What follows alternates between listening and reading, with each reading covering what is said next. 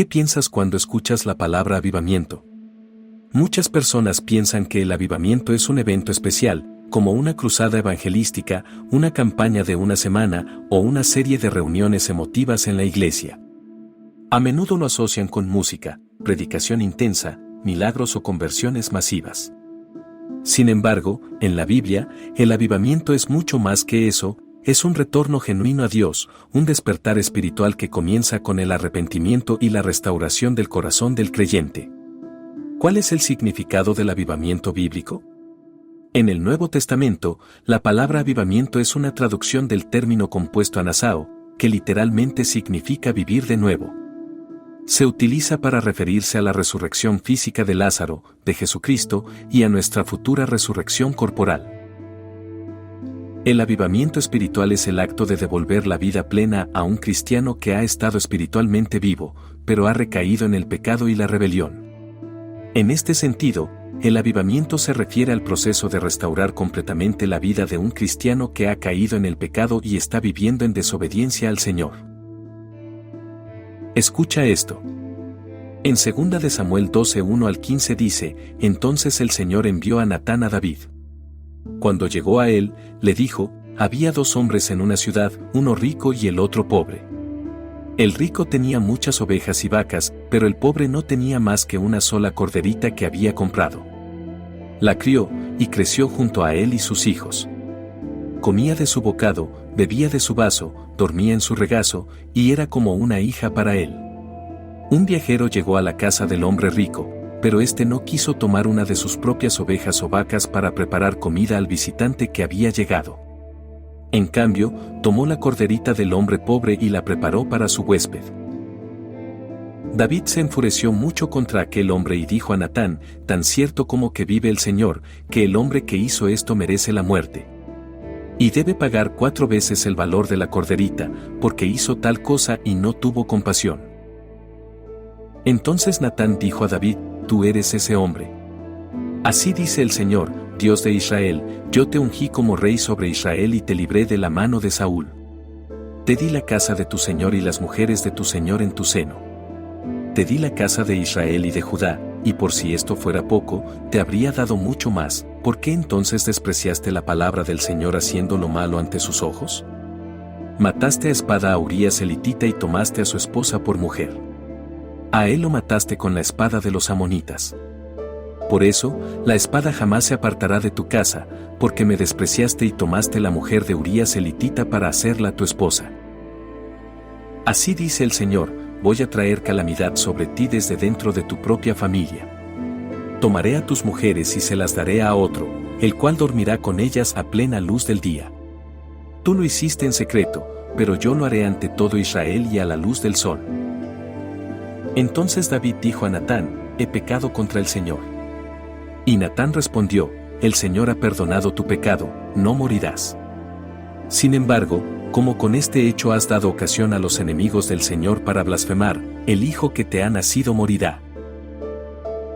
Observa cuán directo es Natán al enumerar cada acto de desobediencia. ¿Por qué, pues, tuviste en poco la palabra de Jehová, haciendo lo malo delante de sus ojos? A Urías heteo heriste a espada, y tomaste por mujer a su mujer, y a él lo mataste con la espada de los hijos de Amón. Me menospreciaste, y tomaste por mujer la mujer de Urías heteo. Lo hiciste en secreto. Verso 12.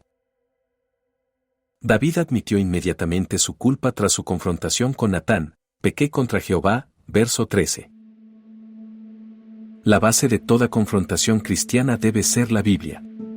La Biblia establece esos límites comunes por medio de mandamientos y principios específicos que nos rigen a todos por igual.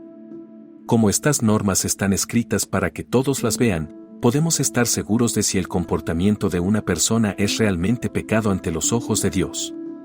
Natán llamó a las acciones de David malas delante de Dios porque esos mandamientos fueron quebrantados. ¿Por qué, pues, tuviste en poco la palabra de Jehová, haciendo lo malo delante de sus ojos? 2 de Samuel 12:9. Cada vez que persistimos en el pecado, inevitablemente distorsionamos la imagen de Dios en nuestra mente. Lo moldeamos según nuestras propias ideas, transformándolo en un Dios que, a nuestros ojos, ya no es digno de nuestra lealtad ni obediencia. Con el tiempo, llegamos a verlo como alguien injusto o malintencionado, tal como ocurrió en el jardín del Edén, cuando creímos la mentira de Satanás de que Dios quería privarnos de lo bueno. Cuando el cristiano elige desobedecer, mira con desprecio los mandamientos de Dios. De hecho, ha decidido que su voluntad está por encima de la voluntad de Dios. Natán sabía que David había despreciado el mandamiento porque nadie puede mantener dos posiciones contradictorias al mismo tiempo. Cada vez que actuamos, una recibe nuestro aprecio y la otra nuestro desprecio.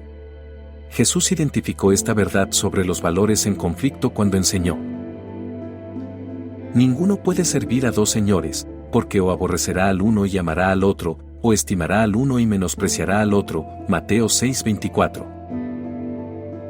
Natán le mostró a David que la raíz de su rebelión no era solo que despreció el mandamiento de Jehová, 2 Samuel 12:9, sino que despreció al mismo Señor, verso 10.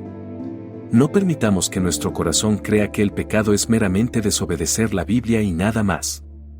El pecado es, en última instancia, un acto de rebelión contra Dios mismo. El avivamiento, entonces, debe incluir el arrepentimiento del pecador no solo por quebrantar la voluntad de Dios, sino también su corazón.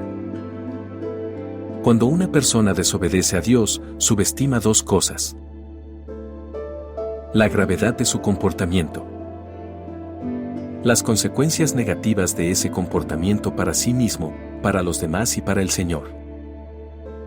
Cuando Natán escuchó a David decir: he pecado contra Jehová, la rebelión había sido quebrantada y el avivamiento estaba en camino. Puedes leer el Salmo 51 para la confesión completa de David ante el Señor.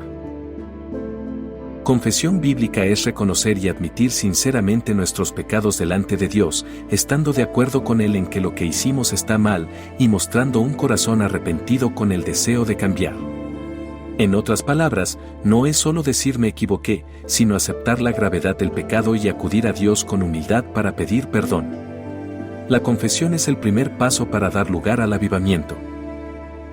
Segunda de Crónicas 7:14 dice: si se humillare mi pueblo, sobre el cual mi nombre es invocado, y oraren, y buscaren mi rostro, y se convirtieren de sus malos caminos, entonces yo oiré desde los cielos, y perdonaré sus pecados, y sanaré su tierra. ¿Qué dijo Dios que debía cumplirse para que Él enviara avivamiento? El avivamiento no es un evento terminado, sino una experiencia continua. Es cuando el pueblo de Dios se siente profundamente convencido de su pecado y se vuelven a Dios con humildad. No es un evento o reunión a la que asistimos, sino una experiencia constante que puede continuar hasta que eventualmente nos encontremos con el Señor a la luz de su palabra. El verdadero avivamiento no se celebra unas pocas veces, sino que se busca continuamente. El avivamiento no debe definirse tan estrechamente como para incluir solo aquellos casos severos de creyentes que se han alejado mucho del Señor.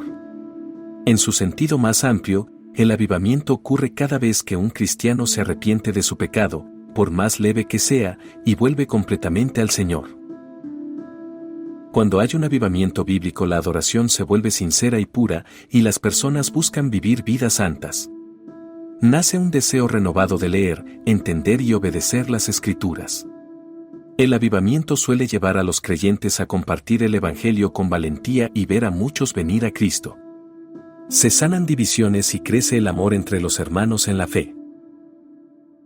Cuando confesamos nuestros pecados, como dice 1 de Juan 1:9, Dios, que es fiel y justo, nos perdona y nos limpia de toda maldad. Es en ese momento cuando el verdadero avivamiento bíblico comienza a manifestarse en nuestra vida.